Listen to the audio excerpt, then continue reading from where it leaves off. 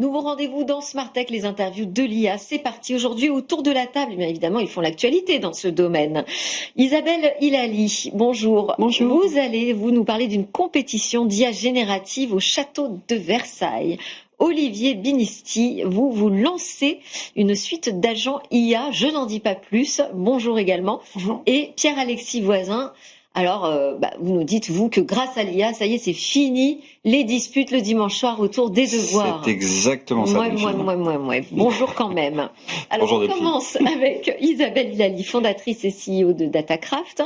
Datacraft, donc, qui est un club, en fait, qui rassemble les experts de la data pour se former entre pairs sur ces sujets d'intelligence artificielle. Exactement.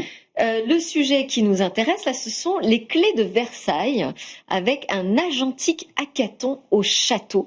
C'est une compétition donc d'IA générative qui va se tenir les 29 et 30 septembre, en ce moment même, on peut le dire. La semaine prochaine. Ok, c'est organisé donc avec Datacraft en partenariat avec Illuine Technologies, Mistral et Wavestone. Quel est l'objectif? Qu'est-ce qui va se passer? Alors, l'objectif, en fait, c'est de créer des agents virtuels qui pourront aider à se créer un parcours sur mesure pour visiter le château.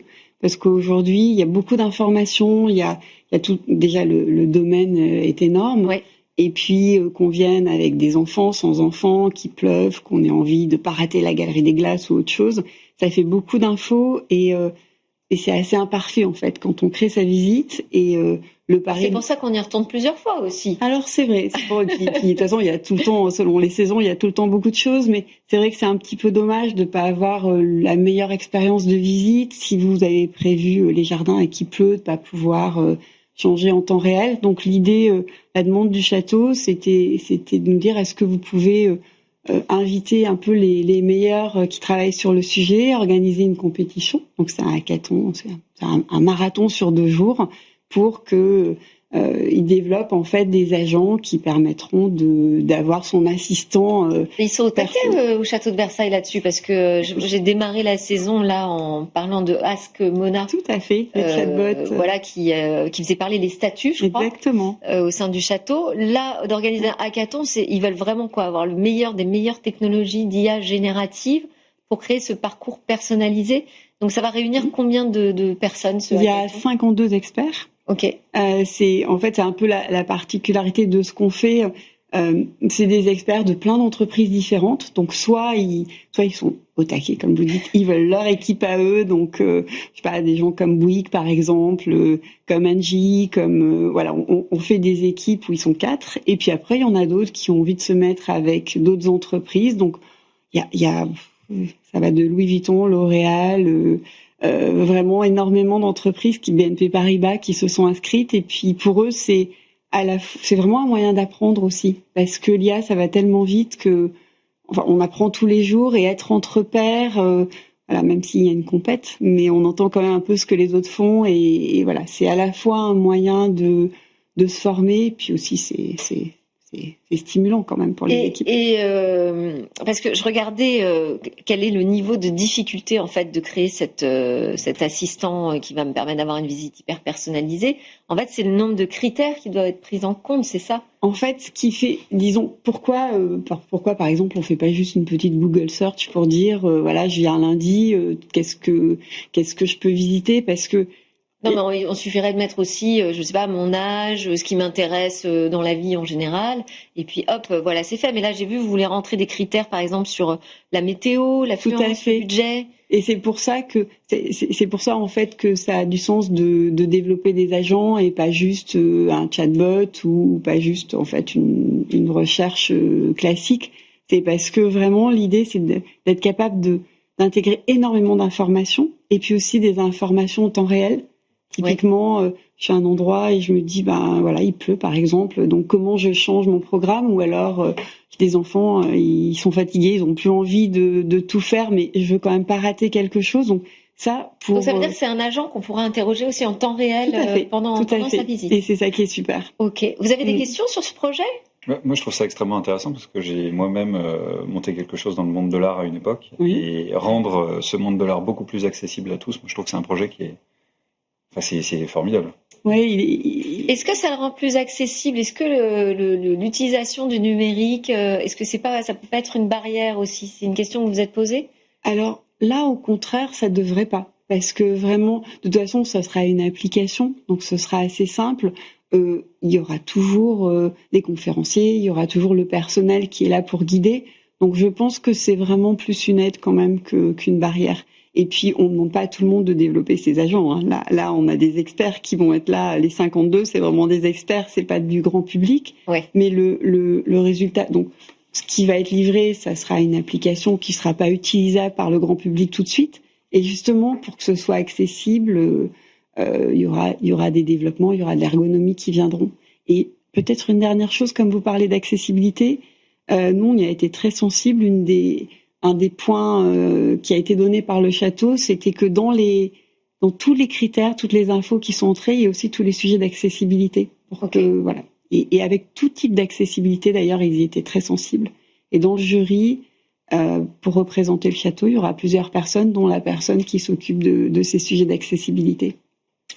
Alors, vous avez une question sur ce projet? Je trouve ça passionnant. Je n'ai pas de question particulière. Je trouve ça passionnant parce qu'effectivement, il y a cette dimension d'accessibilité, de se dire que la technologie crée des usages pour tous, en fait, et s'adapter à tous. C'est clairement ce qu'on cherche tous, quoi. C'est dire que c'est pas réservé à une élite ou à un petit nombre, mais c'est disponibilité pour tout le monde, quel que soit son âge, son usage, etc. Et dans des sujets de la vie de tous les jours. Exactement. Oui, voilà. Tout à fait. Là, c'est vraiment le cas. C'est extraordinaire. On voit une utilité. Bon, Olivier, on continue ensemble. Ouais. Olivier Binisti, vous êtes directeur business consulting et stratégie chez Adobe pour l'Europe de l'Ouest. Et donc, la dernière actualité d'Adobe, c'est la disponibilité d'une suite d'agents IA. Qu'est-ce que vous entendez par là? Qu'est-ce que c'est une suite d'agents IA chez Adobe? Alors, en fait, ça fait 10 ans en fait qu'on utilise l'IA pour nous, que nos clients que nos clients l'utilisent. Jusqu'à présent, donc sur la création graphique et pas que en fait, et c'est ça. J'en parlais tout à l'heure avec Alexis, c'est qu'en fait Adobe est très connu effectivement sur la dimension graphique, création, Photoshop, Premiere, Lightroom, etc., Acrobat. Mais en fait, depuis 12 ans, on a créé toute une suite d'outils marketing qui permettent de créer des campagnes, de créer des sites web, de créer des apps, de capturer de la donnée et de comprendre qui sont leurs clients. Ouais. Depuis 2 ans, on avait créé des assistants. J'ai une demande et j'ai des IA qui vont m'aider à mieux faire. Là, on bascule dans le monde de l'agent. C'est-à-dire qu'en fait, finalement, parce que j'ai de la donnée, je vais avoir des agents qui vont raisonner, qui vont comprendre le contexte et qui vont prendre des décisions. L'humain est toujours là, mais qui vont prendre des décisions pour être très concret. Alors oui, il faut être très concret parce que quand est-ce que l'humain est toujours derrière ou pas? L'humain est derrière parce qu'en fait, il y a toujours une décision à prendre. En fait, sauf qu'en fait, on se rend compte d'une chose, c'est que les entreprises, nos clients nous disent, moi, j'ai toujours plus de clients, idéalement, et je veux toujours plus personnaliser l'expérience. Sauf que je peux pas avoir des milliers de gens qui vont créer des millions de contenus pour m'adresser à des gens à travers le monde entier. Donc, comment l'IA va prendre le relais? Et on est là. C'est comment, finalement, on croise IA, créativité, marketing. Un exemple, qu'on voit dans la dimension marketing. On le disait juste avant, on pouvait faire une recherche. Les gens vont de moins en moins sur le site de recherche, de plus en plus sur l'LM pour dire, je cherche aussi, donne-moi des conseils. Il y a une étude récente qui montrait que les gens font de la guidance à travers l'LM. Et bien là, c'est de se dire comment moi, Marc, je vais pouvoir optimiser ma visibilité quand quelqu'un fait une recherche. Je crois que vous appeliez Olivier. Alors moi, là, je suis perdue. Mais c'est vraiment, on est vraiment là-dessus. C'est vraiment comment je vais effectivement permettre aux marques d'optimiser la présence dans les LLM, identifier les audiences, les adresser et créer plus vite. Mais il va y avoir des actions qui vont se lancer toutes seules de manière automatique. Qui peuvent se lancer toutes seules. Évidemment, le contrôle de choix, en fait, on va pouvoir limiter. Mais je prends un exemple. Vous avez des millions de données, vous êtes entreprise, vous dites, comment est-ce que je veux savoir quelles sont mes audiences possibles et quelles je peux adresser à quel type de contenu? S'il faut le faire à la main, c'est impossible. Ouais. Avoir des gens qui vont aller chercher et qui vont dire par rapport à du contexte, je vois quelle campagne on pourrait créer, quelle campagne marketing, quelle campagne publicitaire, et orchestrer avec un autre agent qui va créer des contenus, en partie. Là, derrière, en fait, il y a un champ des possibles qui devient énorme, sauf que, et heureusement, on a toujours besoin de personnes marketing, de communication, de publicité pour donner des limites, donner un cadre en fait. Et puis ça veut dire qu'il faut aussi qu'en interne il y ait des compétences pour savoir piloter ces agents IA. À quel point justement, j'imagine que ça fait partie des défis pour vous chez Adobe, mais de rendre ces outils quand même facilement utilisable? Il y a quelque chose qui est critique. Est-ce qu'il faut une formation? Enfin, je sais pas, par exemple, pour utiliser les agents IA. J'allais dire finalement, comme tous les nouveaux outils, il faut souvent apprendre à s'en servir. Ce qu'on voit, ce qui est intéressant, c'est qu'en fait, on est passé à l'ère du prompt où tout le monde se dit, je peux prompter. Oui. C'est effectivement plus compliqué que ça. Par contre, ce qu'il faut, c'est comprendre quelles sont les capacités, quelles sont les possibilités. Et c'est pour ça qu'effectivement, il y a des formations. Et un point qu'on dit à nos clients, nous, c'est on peut vous faire la meilleure technologie du monde si vous n'avez pas le bon modèle de gouvernance, si vous n'avez pas les bonnes équipes en place, les bonnes ressources, la bonne formation. Vous dire qu'on est les meilleurs, ça changera rien pour vous et vous direz, j'ai échoué à cause d'Adobe. Oui. Donc effectivement, il y a tout ce travail d'accompagnement, de support. C'est presque un nouveau métier, non, pour Adobe, du coup? Alors on le fait depuis un moment. En fait, on le publicise un peu plus, mais effectivement, moi, ça fait des années que je dis à mes clients, ok, vous me dites que vous ne servez pas bien de tel outil, mais qu'est-ce que vous avez fait, comment vous l'avez mis en place? Et souvent, c'est, j'ai acheté un outil et je l'ai donné à mes équipes et puis débrouillez-vous. En fait, ça peut pas marcher comme ça. C'est comme si je disais, je vais conduire une voiture parce qu'il y a un volant des roues sans jamais avoir appris à conduire. Il faut apprendre. Et cette suite d'agents IA, c'est uniquement dédié aux campagnes marketing pour l'instant? Non, c'est dédié à la dimension créativité, aider à mieux créer, par exemple, j'ai une agence qui va me créer des contenus. Comment je vais pouvoir les décliner pour créer des contenus que je vais mettre sur mes sites internet. La dimension campagne est effectivement assez importante sur toute la dimension d'analyse des données, de capacité à créer des parcours qui vont être personnalisés. Et puis le point qu'on voit derrière, c'est en fait surtout une dimension d'orchestration dans ces gens. On peut avoir plein d'agents. En fait, on crée aussi une couche par-dessus qui va permettre d'orchestrer et de faire travailler les agents en fonction des contextes. Mais oui, par contre, la dimension campagne, aujourd'hui, c'est critique pour beaucoup d'entreprises. Ouais. Donc c'est vrai qu'on met l'accent beaucoup aujourd'hui parce que c'est aussi ce que nous demandent nos clients. Est-ce que vous avez des questions sur la suite d'agents IA?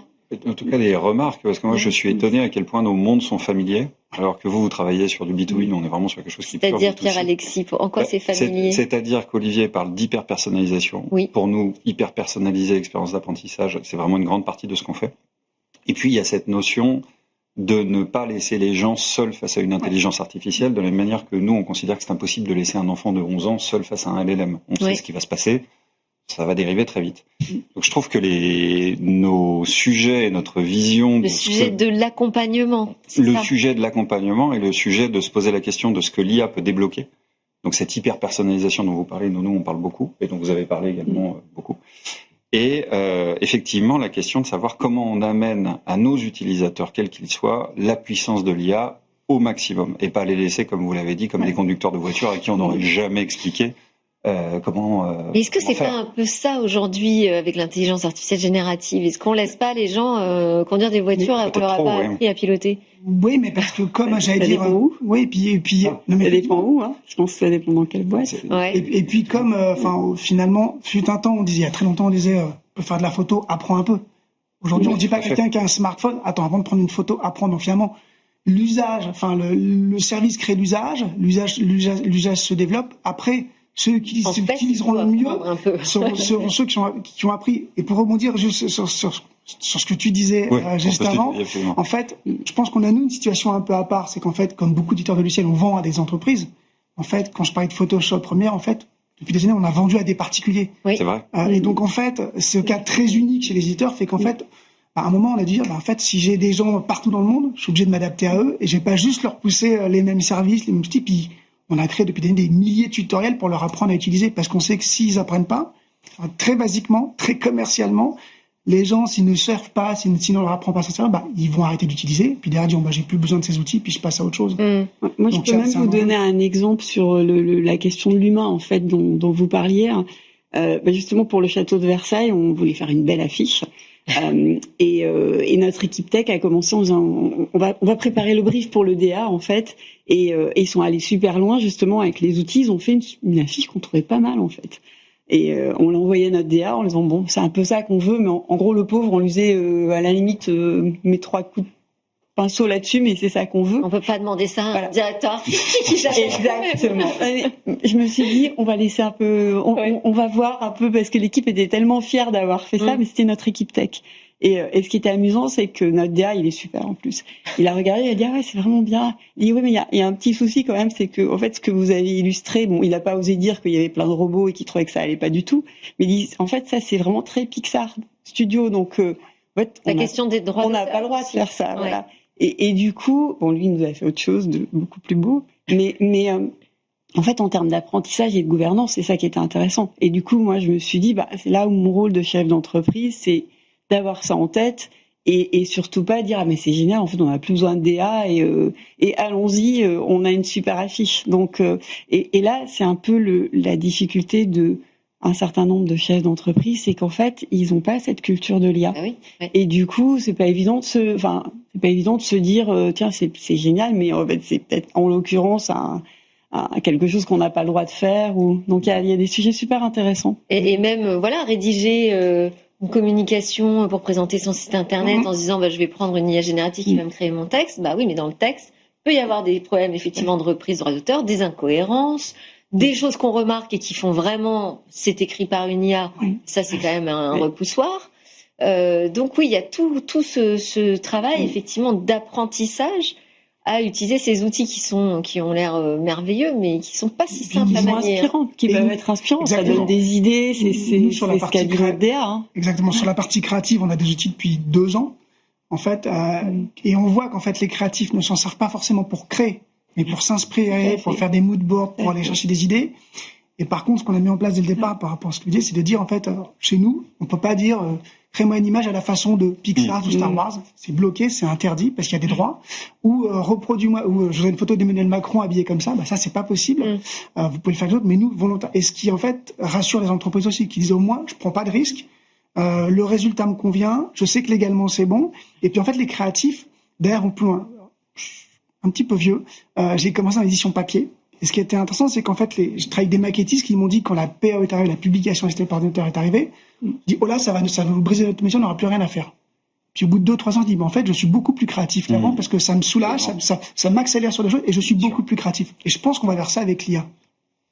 Allez, on continue ensemble, Pierre-Alexis Voisin. Oui. Vous êtes donc le cofondateur de Baobab. C'est ça, en fait, le mot magique. C'est absolument ça. L'application qui fait aimer les révisions, vous nous dites, aux 10-15 ans, grâce à l'IA. C'est absolument ça.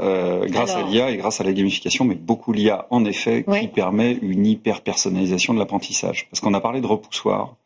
Et un repoussoir pour les enfants, c'est de se retrouver, je peux les comprendre, de se retrouver seul face à leur cahier. Donc 6 pages d'histoire géo à apprendre et seule possibilité, comme à l'époque de Jules Ferry, de les lire, les relire, les re-relire. Ouais. On est tous passés par là. Et il paraît que c'est pas comme ça qu'on apprend le mieux. En plus. Non, c'est pas comme ça qu'on apprend le mieux. Le résultat est souvent assez médiocre. Avec Baobab, on propose une approche qui est radicalement différente. Donc l'enfant prend en photo son cours. Nos agents, donc Olivier en parlait, on a tout un monde d'agents IA hyper sophistiqués pour extraire toutes les informations à retenir dans ce cours et être capable de les repackager dans un parcours d'apprentissage hyper gamifié et hyper efficace à la Duolingo. Donc l'enfant va... Il y a des quiz. Il y a des quiz, il y a des récompenses, on peut même défier, ça c'est un petit twist, on peut défier ses parents. Parce que les parents ont tendance à penser... Ça c'est pas sympa parce que... c'est pas sympa, mais c'est quand même assez juste dans le fond parce que... Les parents va démystifier le statut parental. Ça change un peu le statut parental, mais les parents ont toujours tendance à considérer que c'est facile. Finalement, il n'y a qu'à faire un effort pour apprendre. Oui.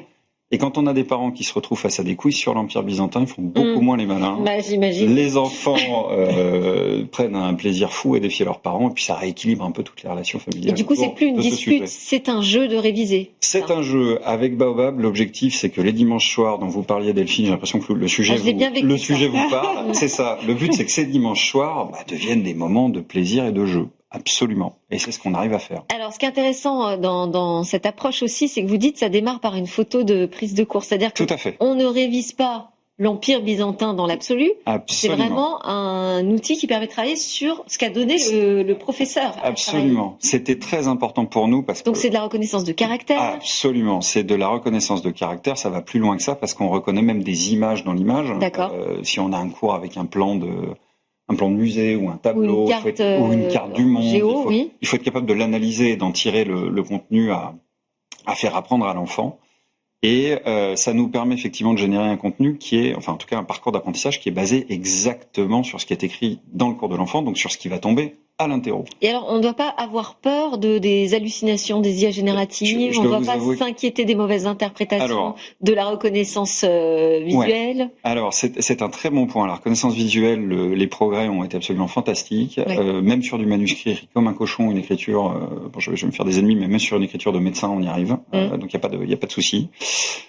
Pour ce qui est des hallucinations, on a, j'imagine, comme du côté d'Olivier et du côté d'Isabelle, on a mis en place tout un tas de garde-fous dans notre monde agentique pour prévenir ça. Donc, quand il y a une hallucination, on la détecte et on la traite.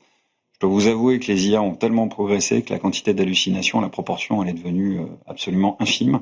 Et pour nous, c'est un sujet de précaution majeure.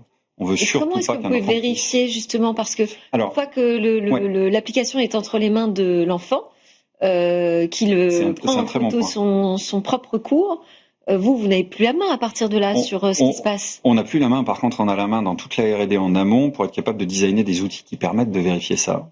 Des outils qui sont, comme chez tous les gens qui font de l'IA de manière sérieuse, un mélange d'évaluation d'IA par d'autres IA et d'évaluation par des humains. Il faut faire un mélange parce qu'on teste pas les mêmes choses. Donc le champ de l'évaluation d'une IA, savoir si à l'échelle dans un monde industriel elle va performer, c'est un sujet de recherche intense. Donc on est à la pointe aussi de ce sujet de recherche.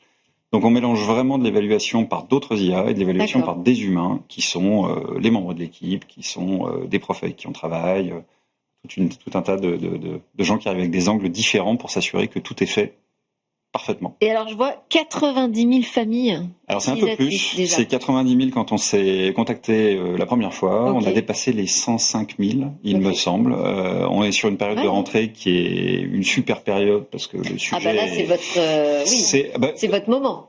Alors je dirais qu'on a plusieurs moments dans l'année en fait. À chaque vacances scolaires par exemple, on a un moment qui est très fort parce que elle coïncide en général avec un bulletin.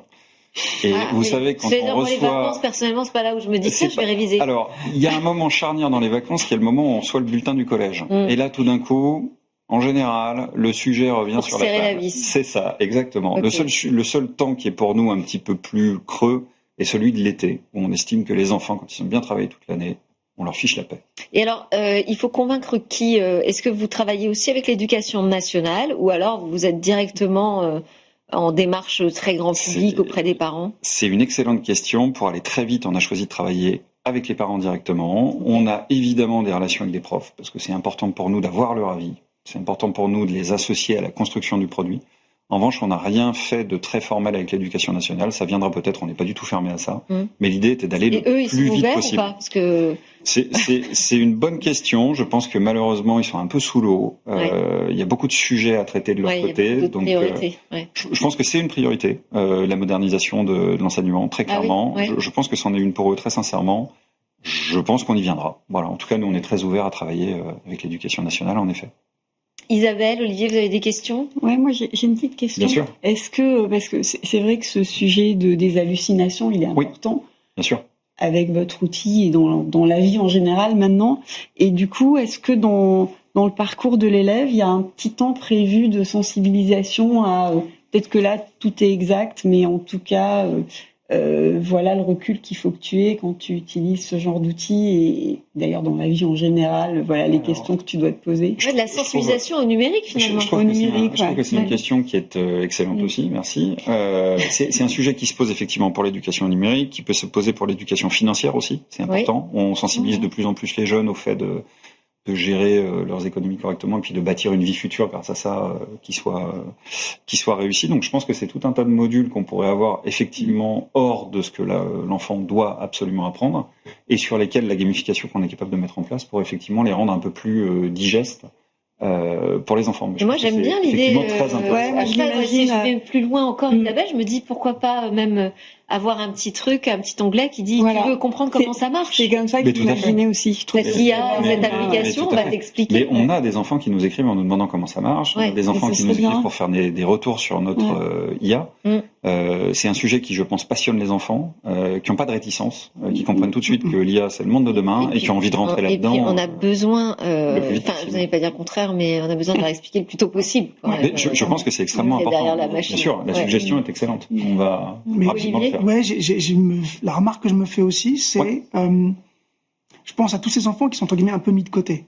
C'est compliqué pour les enseignants, dysorthographiques, dysgraphiques, dyspraxiques, dyslexiques. C'est vrai. C'est probablement pour eux, alors en dehors de la classe, mais un moyen de compenser et d'arriver à étudier de manière un peu plus facile. En fait. C'est un excellent Ou des parents point. qui ne sont pas là, qui n'ont pas le temps aussi. Ouais. C'est un excellent point. On est en discussion avec beaucoup de professionnels qui coachent des parents et des enfants sur la partie apprentissage et devoirs, et qui viennent vers nous en nous disant on a essayé Baobab avec nos patients et ça fonctionne hyper bien.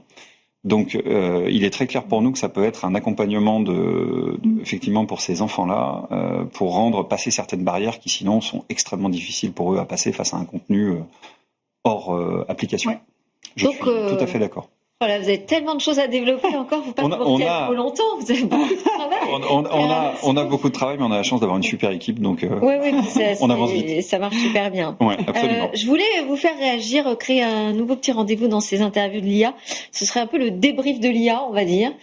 Vous faire réagir de manière assez spontanée à quelques actualités que j'ai sélectionnées autour de l'intelligence artificielle. Alors, par exemple, en voilà une sur laquelle j'avais envie d'entendre vos points de vue. LinkedIn qui va utiliser les données personnelles de ses utilisateurs pour entraîner son intelligence artificielle. Vous vous dites, c'est normal ou c'est insupportable?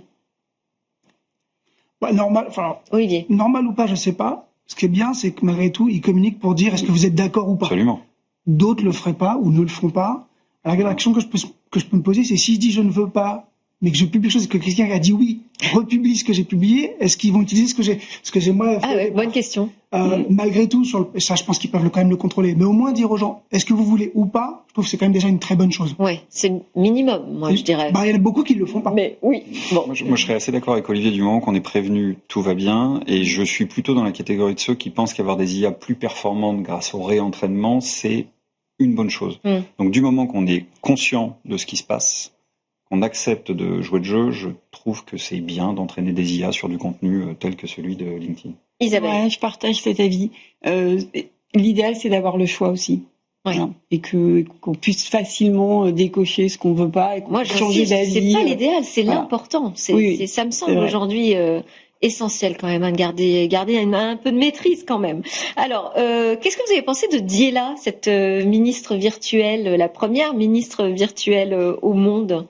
Est-ce que vous vous êtes dit, c'est une idée géniale, ça va éclairer les politiques publiques avec des données vraiment solides, ou alors vous dites non, c'est terrible si on en arrive là en fait, d'avoir des politiques soutenues par des IA.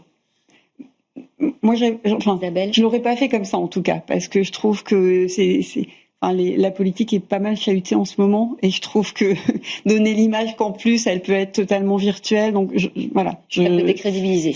Et je me disais, il y a déjà pas mal, c'est déjà compliqué en ce moment, donc je l'aurais pas fait. Par contre, clairement utiliser l'IA quand on est un homme politique et avoir un peu un shadow partenaire qui est l'IA. Un peu de data intelligence. Voilà, ça c'est la moindre des choses. Je n'étais pas au courant de l'existence de Diela, pardon. Donc je dois avouer que j'ai trouvé le point de vue d'Isabelle très construit et très intelligent, mais je ne me permettrai pas d'en avoir un parce que je ne connaissais pas l'existence de Diela. Malheureusement avoir le même avis. Je n'ai pas au courant non plus, je suis désolé. Je reviendrai plus tard avec mon actualité quand vous aurez planché dessus. Merci beaucoup à tous les trois d'avoir été dans les interviews de l'IA. Pierre-Alexis Voisin, cofondateur de Baobab, Isabelle Hilali, fondatrice et CEO de Datacraft, et Olivier Binisti, directeur business consulting et stratégie chez Adobe. Merci à vous, c'était Smart Tech. Merci de nous suivre, à très bientôt sur la chaîne Bismart.